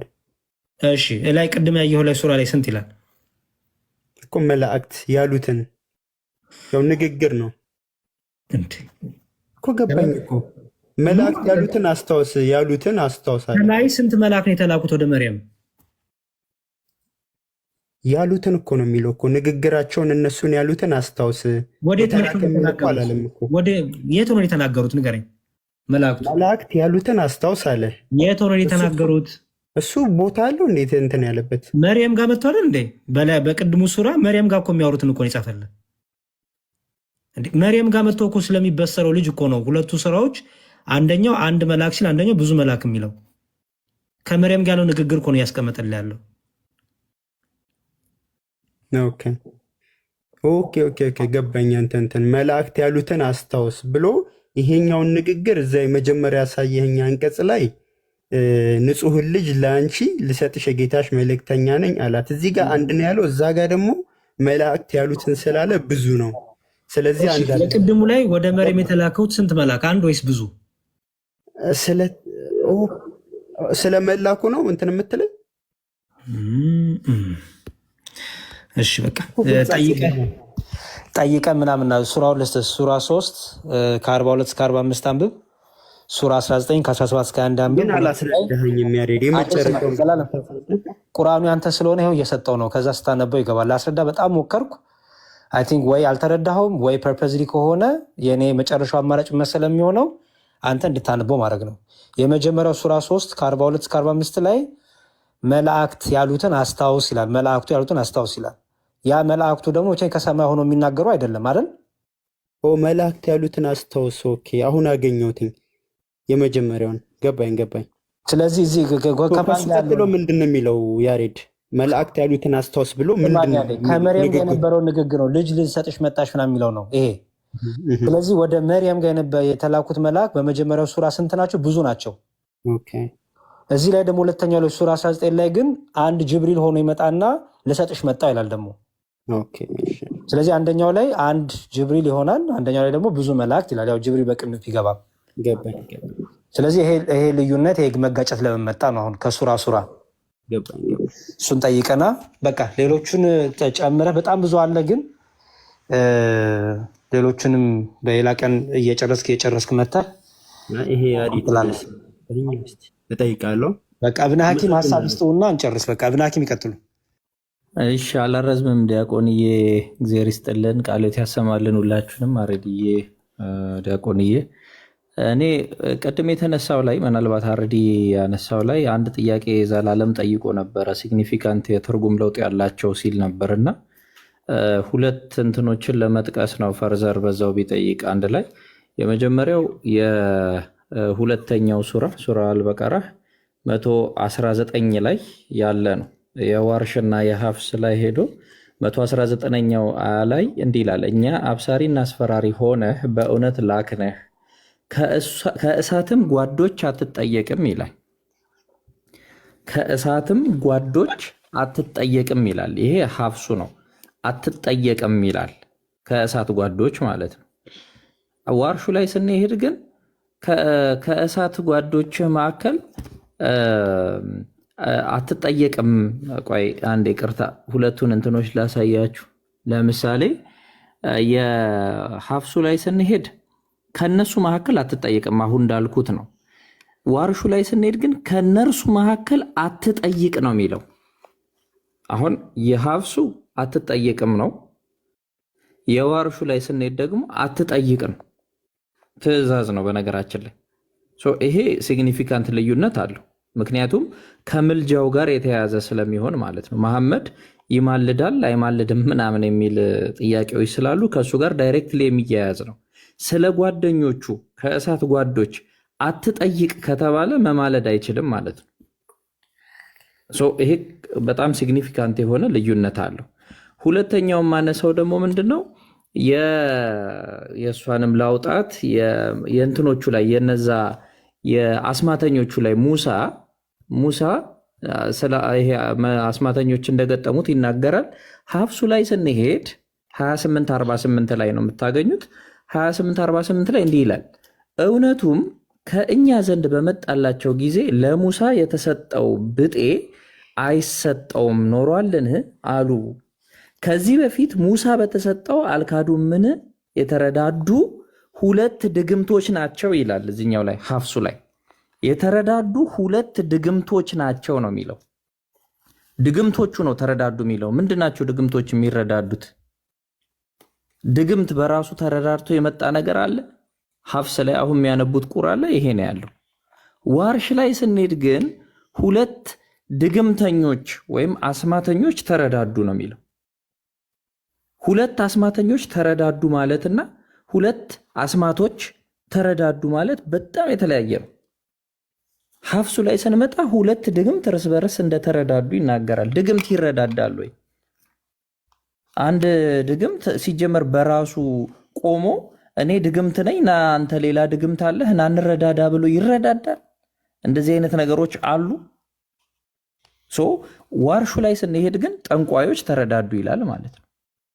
እና ይሄ በጣም ሲግኒፊካንት፣ ይሄም ሲግኒፊካንት ለውጥ አለው። ምክንያቱም አዲስ ዳይሜንሽን ነው የሚያመጣው። በዚህኛው በሀፍሱ ቁርአን ስንሄድ ድግምት ባይት ሰልፍ በእስልምናው ራሱን የቻለ ኤግዚስተንስ ይኖረዋል ማለት ነው። ምክንያቱም እርስ በርስ እንደፈለገ ለምሳሌ አሁን ማግኔት ከማግኔት ይሳሳባል። ስለዚህ ማግኔት ከማግኔት ይሳሳባልና ሁለት ማግኔተኞች ማግኔቶቻቸውን ያሳስባሉ፣ የተለያየ ነው። አሁን በዚህ ሴንስ ስንመጣ በሀፍሱ ሴንስ ከሄድን የሆነ ራሳቸውን የቻሉ ስህበት ያላቸው መግባባት የሚችሉ ሌላ ኢንቲቲዎችን ነው ኢምፕላይ የሚያደርገው። ሌላ ነገሮች እንዳሉ ነው የሚያሳየው ማለት ነው። ራሳቸውን የቻለ ሌላ ማንነት ይሰጣቸዋል ድግምትን በቁርአን ላይ በሀፍሱ ቁርአን ላይ ማለት ነው። ይህም ሲግኒፊካንት ለውጥ ነው። ሌሎችም አሉ፣ ግን ሜይንሊ ሁለት በጣም ሲግኒፊካንት ለውጥ አላቸው ብዬ ያሰብኳቸው። አንዳንዶቹ በጣም ብዙ ያሉት እርሱ እንደዚህ ያለ ይልና እርሱ እንደዚህ ያደርጋል ይልና ሂ ብሎ ይገልጻል፣ እርሱ ብሎ ይገልጻል። አንደኛው ላይ ስንሄድ ግን እኛ እያለ ይገልጻል። እኛ እያለ ይገልጻል። ብዙ ነው ያሉት እንደዚህ። ግን ሜይንሊ ሁለቱ እነዚህ እኔ አልተመለሱልኝም። በጣም ሲግኒፊካንትም ለውጥ አላቸው የመጀመሪያው ሁለተኛውም። የመጀመሪያው ደግሞ በጣም ሲግኒፊካንት ነው የባሰ። ቴንክ ዩ አርድዬ። ምናልባት እዚህ ላይ የሚሰጥበት ነገር ካለ ሞር እሱ እዚህ ላይ ስላጠናበት አሪፍ ነጥቦች አንስተሃል። በተለይ ሱራ 2 አልበቅራ ላይ አትጠይቅና አትጠየቅም የተባለው ላይ አሪፍ ፖይንትን ያነሳኸው። ምክንያቱም አትጠይቅ ከተባለ ይማልዳል መሐመድ ኢንተርሲድ ያደርጋል የሚለው አሪፍ ፖይንት ነው። እኔ እንዲያውም በዛ አይቼውም አላውቅም ነበር። በጣም ትልቅ ፖይንት ነው እሱ። የአነባበብ ልዩነት ላይ በጣም ይሄ ሁለት የተለያዩ ቁርአኖች ላይ አንዱ ሱራ አንዱ አያ በሁለት የተለያዩ ቁርአን ላይ የሚገኝ ስለሆነ በደንብ ሲግኒፊካንት ነው። ከዛ ባሻገር ግን እኔ ማንሳት ፈልጌ የነበረው አንደኛው ለዘላለም በደንብ ልብ እንድትል የምንፈልገው ስለጠፉ ቁርአኖች ስናወራ ለመጀመሪያ ጊዜ ሙስሊሞች ቁርአንን ሲሰበሰብ ያው በአቡበከር ጊዜ እንደተሰበሰበ ይታወቃል። የተሰበሰበበትን ምክንያት ምንድን ነው? ሀፊዘል ቁርአኖች በየጦርነቱ እያለቁ ስለሆነ አብዛኛው የቁርአን ክፍል ይጠፋል ብዬ ሰጋለሁኝ ብለው ዑመር ወደ አቡበከር እንደመጣና እንዲሰበሰብ እንደገፋፋው። አቡበከርም በነገራችን ላይ እዚህ ሀዲስ ላይ የምንመለከተው ምንድን ነው? ፈጽሞ መሐመድ ቁርአን ይሰበሰባል ወይንም ሰብስባችሁ ታስቀምጣላችሁ ወይንም መጽሐፍ ይዛችሁ ትዞራላችሁ የሚል እሳቤ እንዳልነበረው፣ ቁርአን የሚባል መጽሐፍ ይኖራል የሚል እሳቤ እንዳልነበረው ከአቡበከር ንግግር እንማራለን። ምን በሚል መሐመድ ያላደረገውን ድርጊት እኔ ምን ብዬ ነው የማደርገው? ቁርአን ይሰብሰብ ብሎ ሲነግረው ዑመር ለአቡበከር ሲነግረው ቢሰበሰብ ጥሩ ነው፣ አለበለዚያ አብዛኛው ክፍል ይጠፋል። እዚህ አብዛኛው ክፍል ይጠፋል የሚለው ላይም ሌላ ነጥብ አለ፣ ግን እሱን ዛሬ ላይ አላነሳም። ግን የሚያመለክተው ግን መጽሐፍ የሚባል ነገር ይኖራል ሳይሆን ዝም ብሎ ምናልባት በያለበት ቦታ ይኖራል የሚል ዝም ብሎ እሳቤ ያው በልባቸው ያዙትም በልባቸው በወረቀት ላይም በተበጣጠሰ ቦታ ላይ የተጻፈው እዛው እንደተጻፈ ይቀራል የሚል እሳቤ እንጂ አንድ መጽሐፍ ተጠርዞ ይቀመጣል የሚል እሳቤ እንዳልነበረ እዚህ ላይ ያሳያል። ግን ይህንን እኔ ማንሳት የፈለግኩት ዘይድ ተጠርቶ ይሄ ቁርአን እንዲሰበሰብ ከተደረገ በኋላ ዘይድ ምን ብሎ ተናግሮ ነበር? እኔ ተራራ ግፋ ብባል ይሻለኛል ቁርአንን ከሰብስብ ከምባል ብሎ ተናግሮ ነበር። በጣም ከባድ ስራ ነው ብሎ እንደዛ አድርጎ የሰበሰበውን ቁርአን ኦኬ፣ እንደዛ አድርጎ የሰበሰበው ቁርአን ያው አቡበከር ሲሞት ለዑመር ተሰጥቶት ነበረ። ዑመር ሲገደል ለልጁ ለሐፍሳ ለመሐመድ ሚስት ሰጥቷት ነበር የሞተው። እሷ እጅ ላይ ያለ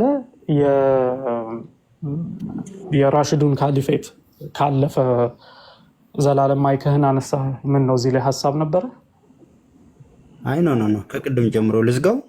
ኖ ችግር የለም ያወራህ መስሎኝ ነው። ኤኒዌይ እሺ ልቀጥል። እሺ የራሽዱን ካሊፌት ካለፈ በኋላ ሙአዊያ የኡመይድ ዳይናስቲ የኡመይድ ካሊፌትን ሲጀምር የመዲና አስተዳዳሪ አድርጎ መርዋንን ሽሞት ነበር። መርዋን የሚባል የመዲና አስተዳዳሪ ነበር። መርዋን ሐፍሳን የወተውታት ነበረ። አምጪ ይህንን ቁርአን መቃጠል አለበት። ኢማጂን ለመጀመሪያ ጊዜ የተሰበሰበው ቁርአን ሲሆን፣ በነገራችን ላይ ሙስሊሞች ስደት ላይ አይደሉም ያሉት፣ ጭራሽ በጦርነት እየተስፋፉ ያለበት ሰዓት ላይ ነው ያሉት። ሲሆን ምንድነው ማድረግ ያለባቸው? እንደዚህ አይነት ሳክሬድ የሆነ ትልቅ ስራ የተሰራበትን ትልቅ ማስረጃ ሊሆን የሚችልን ነገር በጊዜው ባላቸው ችሎታና ስልጣን በወርቅ ለብጠው ማስቀመጥ የነበረባቸው መጽሐፍ ነው። ሲሆን ግን አምጪ መቃጠል አለበት ብሎ ይወተውታት ነበረ ሐፍሳ ደግሞ አልሰጥም ብላ ትሞግት እንደነበረ እስከምትሞትም ሳትሰጥ ከመርዋን ጋር እንደዛው ስትጨቃጨቅ እንደቆየች የእስልምና ሰሂህ የሆኑ ሀዲሶች ይናገራሉ። ይሄ ፈትሐል ባሪ ላይ የሳሂህ ቡካሪ ሸርሁን ያስቀመጠበት ኢብን ሐጀር አልአስቀላኒ ያስቀመጠውን እዛ ላይ በዲቴል አለ። ኢብን ከሲርም በመጽሐፉ ላይ አስቀምጧል። ይሄንኑ ሀሳብ ሰሂህ የሆነ ሀሳብ ስለሆነ ማለት ነው። ዘገባው ሰሂህ የሆነ እና አልሰጥም ብላ ሰጣ ገባ ውስጥ ገብታ ስትሞት ግን ሀዲሱ የሚለው ምንድን ነው? ሀፍሳን ቀብረን እቤት እንኳን አልገባንም። ወንድሟ ነው ይሄንን የሚናገረው፣ የሀፍሳ ወንድም። እቤት እንኳን ሳንደርስ በፊት መርዋን በአፋጣኝ መልእክት ልኮ ቁርአኑ እንዲላክለት እንዳዘዘ፣ ከዛ ቁርአኑ ከተላከለት በኋላ 3 የተለያዩ ዘገባዎች አሉ። አንደኛው ዘገባ ሰሂህ የሆኑ ማለት ናቸው ሶስቱም። አንደኛው ዘገባ ምን ይላል? ቁርአኑን ወስዶ ቀዳደደው ይላል። ሁለተኛው ዘገባ አጠበው ይላል። ቆዳ ላይ ያው ስለሚጻፍ የዛን ጊዜ ለመሰረዝ ያጥቡ ስለነበረ ቆዳውን። ሶስተኛው ደግሞ አቃጠለው የሚል 3 የተለያዩ ዘገባዎች አሉና ሙሐዲሶች ይሄንን የምናስታርቀው እንዴት ነው ይላሉ። በቃ መጀመሪያ ላይ አጠበው፣ ከዛ ቀዳደደው፣ ከዛ አቃጠለው ብለን ማስታረቅ እንችላለን፣ ችግር የለውም ይላሉ። በየትኛውም መንገድ ግን ብትሄዱ ምንድነው ያ ቁርአን እንዲጠፋ ተደርጓል። ከዛ ማርዋን ተጠየቀ፣ ለምንድን ነው ይህንን ቁርአን ማቃጠል ማጥፋት ያስፈለገህ ተብሎ ተጠይቆ ምን አለ? ኦልሬዲ ኦስማን ኮፒ እንዲያደርገው ተደርጓል እና ወደፊት የሚነሳው የእስልምና ትውልድ ምናልባት ለምንድን ነው በሀፍሳ ቁርአን እና በኦስማን ቁርአን መካከል ልዩነት ያለው ብሎ እንዳያነሳ ለዛ ብዬ ነው ያቃጠልኩት ያጠፋሁት ብሎ በሐዲሱ ላይ አስቀምጧል። ስለዚህ ይሄ የሚያሳየው ምንድን ነው? እዛ ቁርአን ላይ ራሱ ልዩነት እንዳለ። ይሄ ልዩነት ምንድን ነው ሲባሉ ሙስሊሞች መልሳቸው ምንድን ነው? አይ የሱራ አቀማመጥ እኮ እንዲሁ የተለየ ስለነበረ ነው። ሪሊ ይሄ አሁን እውነት እናንተ ሲዋጥላችኋል? የሱራ አቀማመጥ ተለየ ተብሎ ለመጀመሪያ ጊዜ በዛ ስንት መከራ የተሰበሰበ ቁርአን ማቃጠል፣ ይሄ ትክክለኛ ሸርጥ ያለበት በስነስርዓት በቃ ከፍተኛ የሆኑ ልዩነቶች ያሉበት ማጥፋት የተፈለገ ነገር እንዳለ በግልጽ የሚያሳይ ነው። እንዴት አሁን ይሄ ነገር በክርስትና ውስጥ ቢኖር ኖሮ ማርሽ ባንድ አይዘጋጅም እንዴ? በእስልምና ይህንን ነገር በአደባባይ ለማውጣት ሌት ተቀን ሲደለቅ ጆሮአችን እስከሚያዝገን ድረስ ነበረ ሲያዜሙብን የሚያድሩት። ምን እያሉ እንዴ እናንተ የመጀመሪያ የተሰበሰበውን መጽሐፍ ቅዱስ ጳውሎስ ወስዶ አይደል እንዲያቃጠለው? ኧረ በስመ አብ ሳስበው ራሱ በቃ ክርክር ሁሉ በቃ አይኖርም ነበር። በቃ እኮ ምን ቁርአን መጽሐፍ ቅዱሳችሁ እኮ ተበላሽቷል፣ ተቃጥሎ የመጀመሪያው የሚል ነገር ነበር የምንሰማው ሌት ተቀን። እስልምና ላይ ግን ይሄንን ነው ያለው።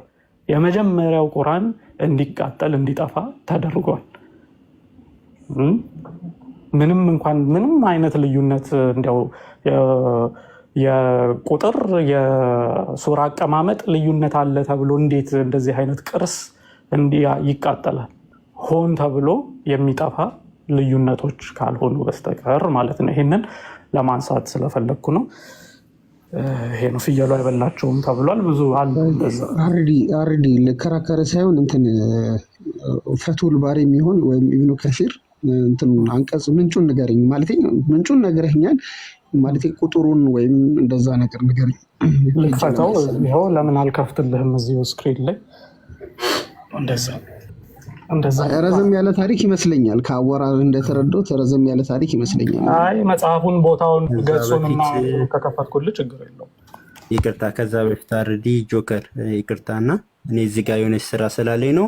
አሁን አመሰግናለሁ ያሬድ፣ ሁላችሁንም ቢኒንም አመሰግናለሁ። እና አሁን የተሰጠኝን እንደ ጥያቄ ይዘውና እኔም ያው የቤት ስራ ተሰጥቶኛል።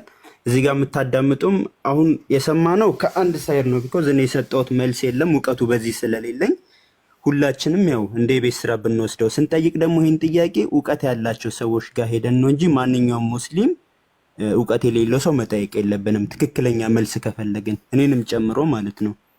እና መልስ ተሰጥቶኝ ያው ድጋሚ መጥቼ አስረዳሃለሁ ብዬ ተስፋ አደርጋለሁ። ሁላችሁንም አመሰግናለሁ።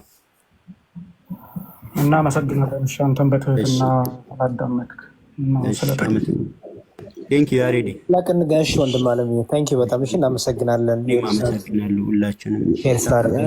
እሺ ባይ። ያሬዲ ደህና አድረሃል? ሰላም ነው፣ እንዴት ነህ? በውስጥ ልኬልህ ነበረ አንዳንድ እኔ በጣም ብዙ ሜሴጅ ድጋሚ ጻፍልኝ። እሺ ዛሬ ይቅርታ፣ በጣም ብዙ ሜሴጅ እየገባ የአንተ ሜሴጅ እንግዶታችሁ ወርዷል ማለት ነው።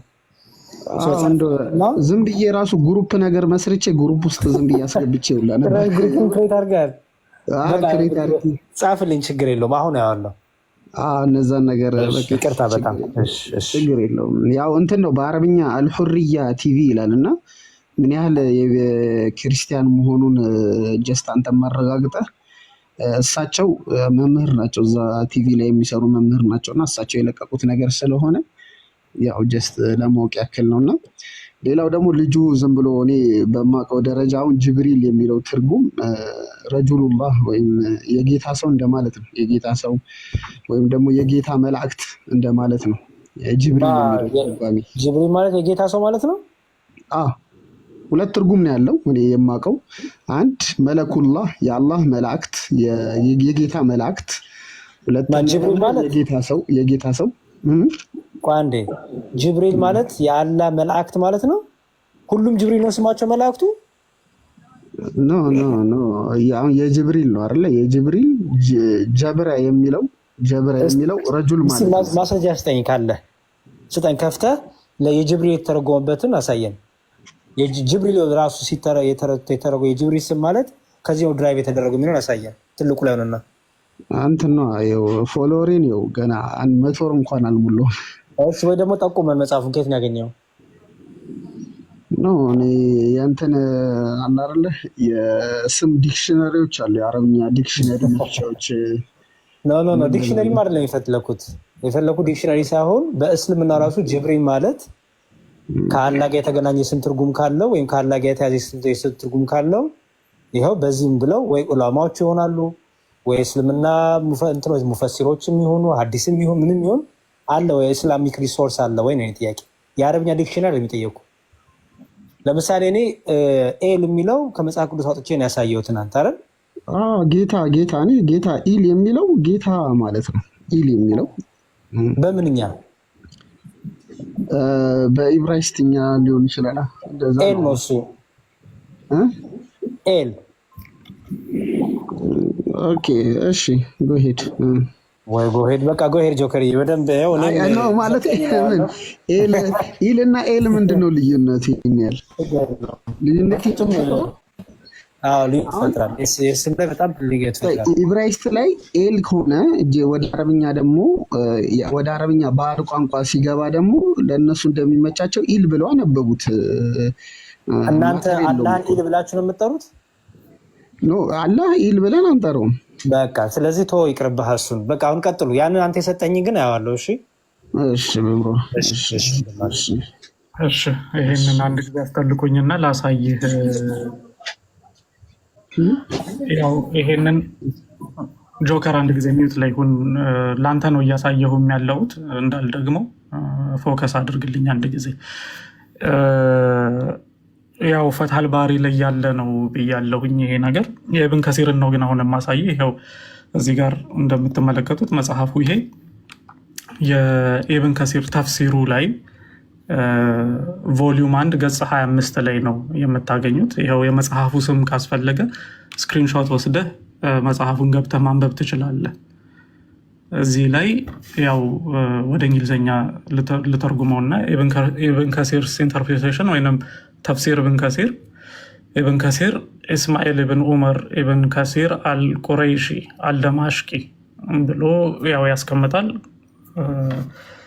የማርዋንን ታሪክ ላይ ወረድ ልበልና ይሄ ስለ እዛ ቁርአን ሲሰበሰብ ስለነበረው ነገር ኮሌክሽን ኦፍ ቁርአን ነው እሱ ራሱ የቁርአን አሰባሰብ የሚል ነው። ማርዋን የሚለው ታሪክ ላይ ልውረድና እሱን ላሳየ።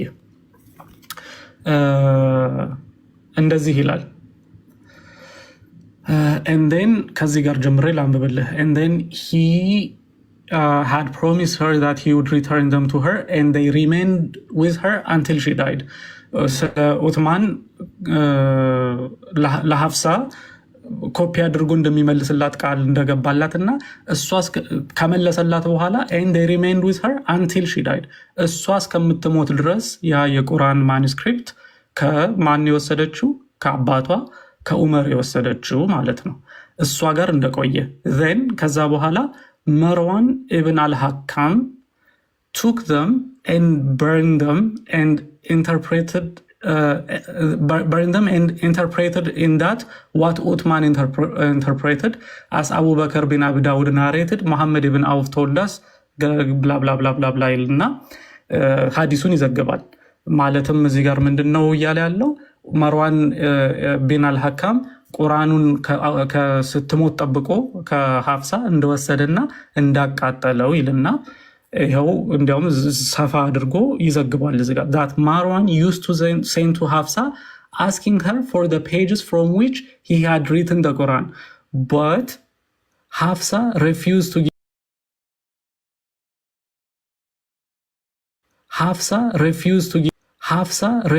give them to ማን እሷ እጅ ላይ ያለውን ቁርአን እንድትሰጥ ይጠይቅ እንደነበረ ሐፍሳ ደግሞ እምቢ ትል ነበር፣ አልሰጥም ትል ነበረ። ሳሊም እንዳለው ይላል when Hafsa died we returned from burying her ሐፍሳ ስትሞት እሷን ቀብረን ስንመለስ መርዋን sent orders to Abdullah ibn Umar መርዋን ለወንድሟ ለአብደላ ኢብን ዑመር መልእክት እንደላከ to send him those scrolls እነዛን ጥቅሎች የቁርአኑን ጥቅል ማለት ነው እንዲልክ ትእዛዝ እንዳስተላለፈ አብደላ ኢብን ዑመር send them to him and Marwan ordered them to be torn up ይላል። ኦኬ torn up አብደላ ኢብን ዑመርም እንደላከው ያንን ሐፍሳ እጅ ላይ የነበረውን እሷ ስለሞተች እንደላከው መርዋንም እንደቀደደው ይናገራል ይላል። መርዋን said ይላል ይሄው መርዋን እንዳለው I only did this because what was in them had been written and preserved in the Mus'haf. I was afraid that if long time passed, someone might doubt these scrolls or say that there was something in them that had not been written down. በጣም የሚደንቅ ንግግር ነው እዚህ ጋር በነገራችን ላይ የሚገርም በቃ ይሄንን ምክንያት ተብሎ መቀመጡ ራሱ የሚገርም ነው። ምን አለ I only did this because what was in them had been written and preserved in the Mus'haf. ይህንን ነገር ያደረግኩት ኦልሬዲ መጽሐፉ ላይ ስለተገለበጠ ነው፣ ወይንም የዑትማን መጽሐፍ ላይ ማለት ነው። ከዛ ግን ይቀጥልና የሚናገረው ንግግር በቃ ግልጽ ውሸት እንደሆነ የምትመለከቱት በዚህ ነው። I was afraid that if long time passed ሰጋሁኝ አለ መርዋን ከብዙ ጊዜ ማለፍ የተነሳ አንድ ሰው መጥቶ እነዚህን ጥቅሎች ጥርጣሬ ውስጥ በእነዚህ ጥቅሎች ምክንያት ጥርጣሬ ውስጥ እንዳይገባ ሰጋሁኝ or say that there was something in them that had not been written down ወይንም ደግሞ በውስጣቸው በዚህ ቁርአን ጥቅሎች ውስጥ ያልተጻፈ ነገር አለ ብሎ እንዳያነሳ ሐሳብ ሰጋሁኝ፣ ለዛን ያቃጠልኩት ለዛን የቀደድኩት ብሎ ተናገረ ይለናል። ኦኬ ድንቅ ነው ይሄ በነገራችን ላይ ሰሂህ ቼን ሰሂህ ነው ይሄው ሐዲሱ ሰሂህ ቼን ኦፍ ትራንስሚሽን በሰሂህ ሐዲስ የተዘገበ ነው።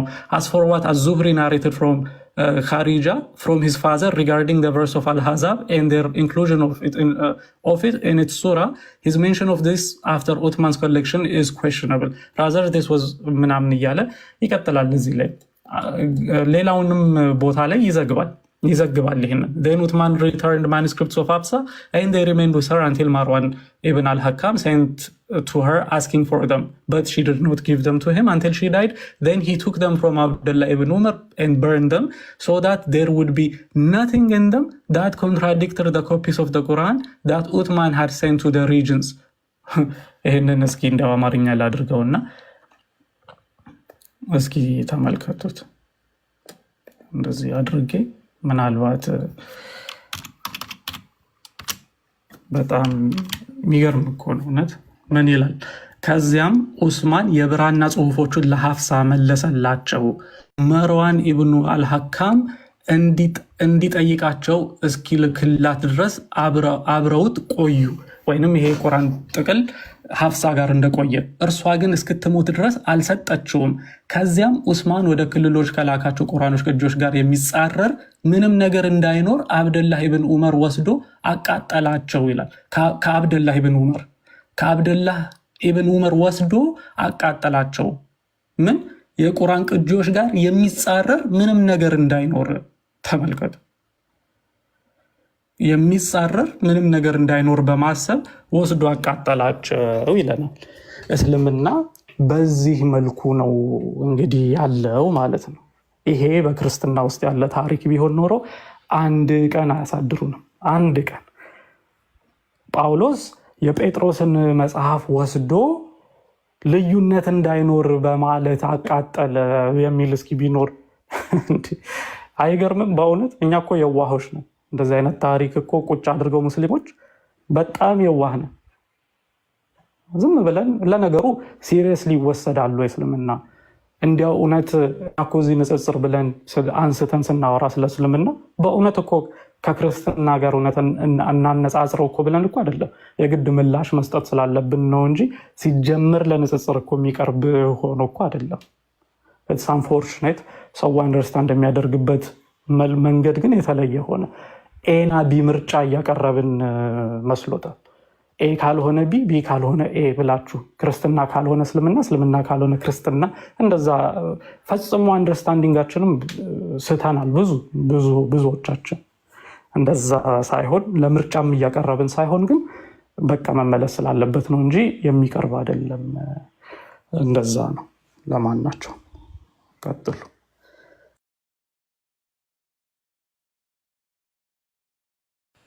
እናመሰግናለን አርዲ፣ በጣም ታንኪዩ። በጣም ጆከር መልስን አግኝተሃል? ኖ እኔ እኮ ጥያቄ ሳይሆን ያው እንትን ቦታው እንዲያሳየኝ ነው። እስኪ አነበዋለሁ። ያልገባኝ ነገር ካለ ኡስታዞችን እጠይቃለሁ። በቃ ጥሩ። መሴ ድምፅሽን አሰሚ፣ ያው እንዳይዘረግፈን። እብነ ሐኪም ሌሎቻችሁ እናመሰግናለን። እውነት ቀጥ መሴ። አይ የበቃ ግል ቀጥሉ። አሪፍ ነገር ስለሆነ እናዳምጥ። እኔ አንድ ጥያቄ አለኝ። እሱ ምንድን ነው? እኔ ስላላገኘሁት ነው እንደ ኮንሰርን የሚያዙት። ያው ዴፊኒት ነገር አድርጌ ማውራት አልፈልግም፣ ግን አሁን በሀፍሳ ጋር ያለውን ነው ዩዥዋሊ ኮምፕሊት ተብሎ የማየው ሀዲስ ላይ ኮምፕሊት ቁራን። ከተሳሳትኩ አርሙኝ። ኮምፕሊት ቁራን የሚለውን ብዙ ጊዜ የማገኘው የሀፍሳው የነበረው ጋር ነው፣ የተቃጠለው ጋር ማለት ነው። ሌሎቹ ላይ አላገኘውም እውነቱን ለመናገር። ግን ኦፍኮርስ ከሁለቱ መካከል አንደኛው 111 ነው 12 ነበረው፣ አረዲ ታርመኛል። አንደኛው 116 ነበረው። አሁን ያለው 114 ነው። ግን ሀፍሳ ጋር የነበረውን ነው ሀዲሶች ላይ ምናምን ሳይ ኮምፕሊት ተብሎ የማገኘው። ሌሎቹ ላይ ኮምፕሊት ቁራን ወይም የተጠናቀቀ የተሟላ ቁራን የሚል አላገኘሁም። እና የተሟላ መሆኑ አንድ እሱ መቃጠሉ፣ ሁለተኛ ደግሞ ከሱራዎቹ አንጻር ከምዕራፎቹም አንጻር የተወሰነ ብትልበት ብዬ ነው። አረዲ እውነት ነው፣ ልክ ነው። ከሱራዎቹም አንጻር ልዩነት ያለባቸው ነው ያሉት። እንግዲህ ያው ቅድም እንዳልኩት ነው፣ ትልቅ ነገር ነው። ለምን ይጠፋል? የፈለገ ነገር ቢሆን ለምን ይጠፋል? መጥፋት የለበትም፣ መቃጠል የለበትም። በስደት ላይ ቢሆኑ ክርስቲያኖች እኮ በነገራችን ላይ ስደት ላይ ከመጀመሪያው 100 ክፍለ ዘመን ላይ ሆነው ለዚያው መጽሐፊያ ማቴሪያሉ ራሱ በዛን ጊዜ ፓፓይሪ ላይ ነው የሚጻፈው። ፓፓይሪ ማለት በትንሽ ጊዜ ሂደት የሚበጣጠስ እንደ ቅጠል ያለ መጻፊያ መሳሪያ ነው። ምክንያቱም ጊዜው በጣም ጥንታዊ የነበረ ስለሆነ ወደኋላ 2000 ዓመት በፊት ቆዳ ገና እየመጣ ያለበት ጊዜ ስለነበረ ገና ስላልተለመደ ፓፓይሪ ላይ ነው የሚጽፉት። ከፓፓይሪም አልፎ ግን ስደት ላይ ሆነው እየተሰደዱ እየተገደሉ ያስተላለፉት መጽሐፍ ነው። እስልምና ግን ስደት ላይ ሳይሆን እያሳደዱ ያለበት ሰዓት ላይ ነው ያለው። እያሳደዱ ያለበት ሰዓት ላይ ለዚያውም ደግሞ ከፓፓይሪ አልፎ ቆዳ በደንብ የተለመደበት ሰዓት ላይ ስለዚህ አንድን ነገር ጽፎ ፕሪዘርቭ ለማድረግ በደንብ የሚቻልበት አሁን ለምሳሌ የጋሪማ ማኒስክሪፕቶች ይታወቃል አይደል? በግዕዝ የተጻፉት የመጽሐፍ ቅዱስ ከ5ኛው መቶ ክፍለ ዘመን ጀምሮ በቆዳ ላይ ስለተጻፈ እንደ ማን የገባ ሰሚዩት ላይ የጋሪማ ማኒስክሪፕት የሚባሉት ከ5ኛው መቶ ክፍለ ዘመን ጀምሮ ለምሳሌ በቆዳ ላይ የተጻፈ ነው። እስከዛሬ ድረስ አለ። የኢትዮጵያኖች እንኳን በእኛ እንኳን በእስልምና ግን በጊዜው ይህንን እድል እንደመጠቀም ጭራሽ ሲያቃጥሉ ሲያጠፉ እንመለከታለን። እና ወደ ምዕራፎቹ ስንመጣ ምዕራፎቹ ላይም ልዩነቶች እንዳሉበት ኢብን መስዑድ 111 ሱራ ያለው ቁርአን እንደነበረው ኡበይ ብን ካዕብ 116 ያለው እንደነበረው ዑስማን መጨረሻ ላይ 114 እንዳደረገው በእነዚህ 111 እና 114 ቁርአኖች መካከልም ውስጣቸው ደግሞ ብዙ ልዩነት ብዙ ኢብን መስዑድ ያነባቸው የነበራቸው አነባበቦች እና ዛሬ ላይ ያለው ቁርአን የሚያነቡት አነባበቦች በጣም የተለየ። ለምሳሌ ሱራ 33:6 ላይ ምን የሚል እናገኛለን? የዛሬው ቁርአን የመሐመድ ሚስቶች ለአማኞች እናቶች ናቸው ብሎ ሲናገር የኢብን መስዑድ ደግሞ ምን ይላል? መሐመድ ደግሞ አባታቸው ነው ብሎ ነበር የሚያነበው። መሐመድ ደግሞ አባታቸው ነው። ይህንን ግን ዛሬ ቁርአን ላይ አይገኝም። ለምን? እዛው ሱራ 33 ላይ እርስ በርሱ ይጋጭ ነበር። አባታቸው ነው ካለ እዛው ሱራ 33 ላይ ምን ይላል?